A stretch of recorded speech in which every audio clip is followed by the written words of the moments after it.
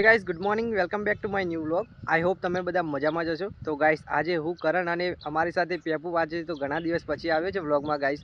અને આજે અમે 3 જણા જઈ રહ્યા છે વાળીનાથ દર્શન કરવા માટે તરફ. કરણ, પેપુ, ચાલો આપણે ફટાફટ પહોંચી જઈએ વાળીનાથ. હા પિન્ટુ, આજે તો મહાદેવના દર્શન કરવા વાળીનાથ જવાનું છે ગાઈસ. તો આપણે છે ને ફટાફટ ત્યાં પહોંચી જઈએ.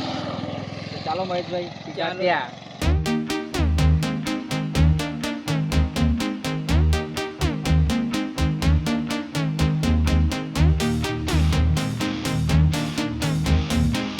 ગાઈસ, આપણે ફાઇનલી વાળીનાથ મંદિરે પહોંચી ગયા છીએ. તો હવે છે ને કરણભાઈને અમે બધા દર્શન કરવા જઈશું ગાઈસ. ગાઈસ, અમે હવે આવી ગયા છીએ મંદિરે અને 2 બાળકો પણ છે અમારા પાસે.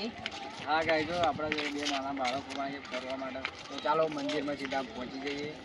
પિન્ટુભાઈ, આ મંદિરમાં જ્યારે મોટો મહોત્સવ હતો ને ત્યારે આપણે આવ્યા હતા અંદર.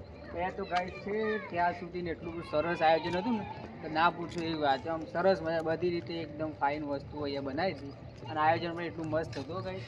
હા કરણો, ટાઈમ પછી આવ્યા છીએ તો દર્શન કરી લઈએ પાછા. હા કરણો, આપણે બંને જ આવ્યા હતા ત્યાં વખતે તો પેપુને નતા લાવ્યા આપણી. હા, તો આજે પેપુ આવી ગયું છે. ચાલો ઉપર. હા.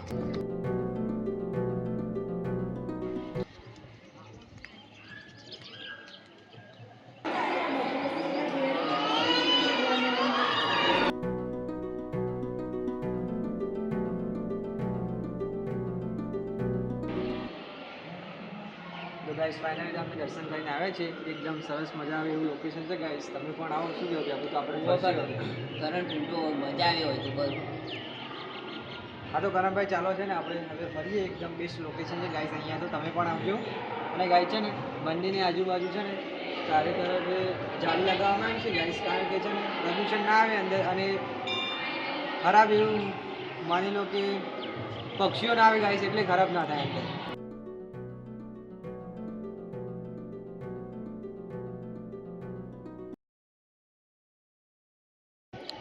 તો ગાઈસ, મંદિર તો ઘણું મોટું છે ગાઈસ. અમે તો દર્શન તો કરી લીધા છે. અને ગાઈસ, આ બાજુ તો અમારે કરણ ને પેપુ બંને જણા ફોટો શૂટ કરે છે.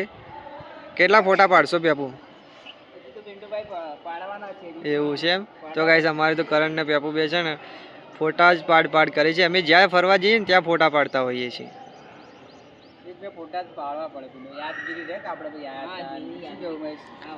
હા, એ વાત તો સાચી હો. આ બાજુથી પાડો, આ બાજુથી ફોટો પાડો.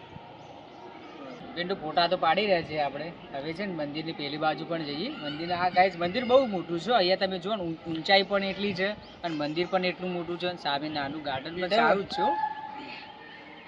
શું થાય છે પેપુ તને? શું થયું મહેશ? તડકો બહુ પડે છે. હા ગાઈસ, જો સ્ટાઇલ વાઇટ છે ને, બહુ તડકો પડે છે.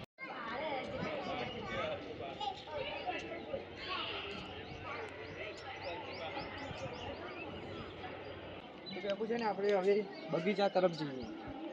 પિન્ટુભાઈ, અહીંયા તમે જુઓ ખાલી અહીંયાથી ફોટા પાડવાની કેવી સરસ મજા આવે છે. કેમ કે અહીંયાથી છે ને મંદિર એકદમ હાઈટ ઉપર છે ને, આપણે અહીંયા નીચેથી ફોટા પાડવાની મજા આવે છે.